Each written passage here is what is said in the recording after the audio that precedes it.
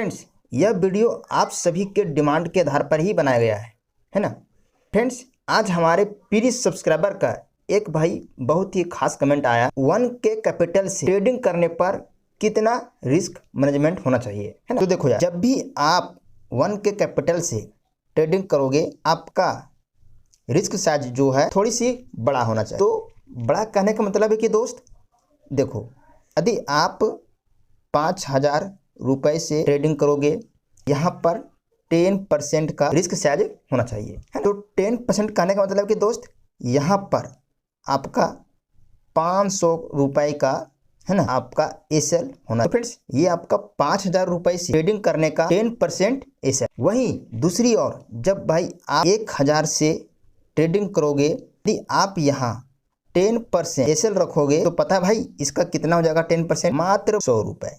ये आपका 100 रुपये एसएल हो जाए। तो फ्रेंड्स, यदि आप 1,000 से ट्रेडिंग करोगे ना, तो फ्रेंड यदि मार्केट थोड़ी सी भी इस प्रकार से अप एंड डाउन भाई होता है ना, तो भाई तुरंत आपके एसएल को हिट कर देगा। तो भाई 100 रुपये का एसएल हिट करने में मार्केट को तनिक सा भी देरी नहीं लगेगा। हम लोग को क्या करना चाहिए? देखो यार, जब भी आप 1K से ट्रेड करते हो तो आपका भाई यहाँ पर रिस्क साइज बड़ा होना चाहिए, है ना। तो भाई मैं इसे साफ कर लेता हूँ। 1K से ट्रेड किया तो हमारा कितना होना चाहिए? ओवरऑल भाई 30% हमारा रिस्क साइज होना चाहिए, है। तो 30% कहने का मतलब कि दोस्त 1,000 इंटू 30% बराबर 300 रुपये।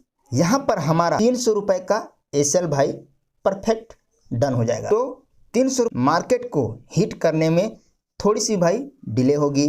और फ्रेंड्स, आपको ये भी पता होगा कि मार्केट कभी कभी क्या होता है कि न्यू ट्रेडर को एसएल हिट करने के लिए वो 5%, 10%, 15%, यहाँ तक कि भाई 20-25% भी वो ऊपर नीचे करता है।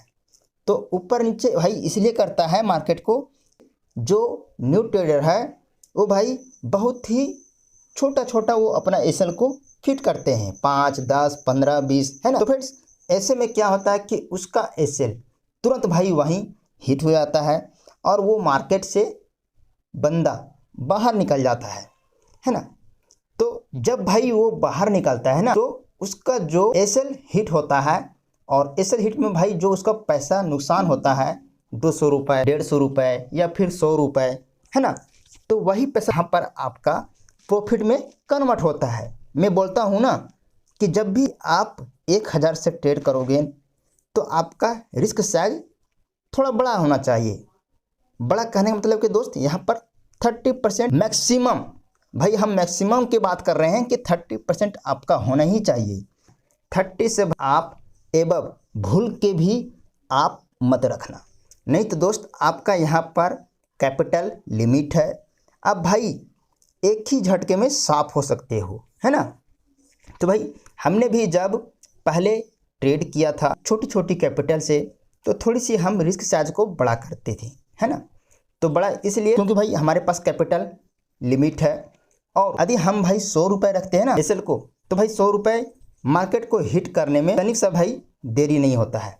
वो तुरंत ऊपर नीचे इस प्रकार एक बार करता है ना, तुरंत एसएल हिट हो। तो फ्रेंड्स, मैं आशा करता हूँ कि आप हमारे बताने का इस कॉन्सेप्ट को समझ में आया होगा। फ्रेंड्स, ये तो आपका एसएल हो गया। फ्रेंड्स, प्रॉफिट कितना होना चाहिए ये भी भाई बहुत बड़ी बात है ना। तो आपका भाई 300 रुपये का एसएल है ना, तो प्रॉफिट भाई इसकी डबल यानी कि 600 रुपये तक होनी चाहिए। यहाँ पर हम 600 रुपये बोल दिए तो ऐसा नहीं कि दोस्त आप कसम खा के बैठ जाना कि जैसे ही हमारा मार्केट 600 रुपये तक प्रॉफिट देता है तभी हम बाहर निकलते हैं, है ना। फ्रेंड्स, कभी कभी मार्केट ये भी होता है कि आपका जो टारगेट है वो हिट नहीं होता है ना, और टारगेट हिट होने से पहले भाई आपका मार्केट रिवर्सल हो जाता है। इसलिए फ्रेंड्स, आप 600 के चक्कर में पूरा भाई कैपिटल को बर्बाद ना करना।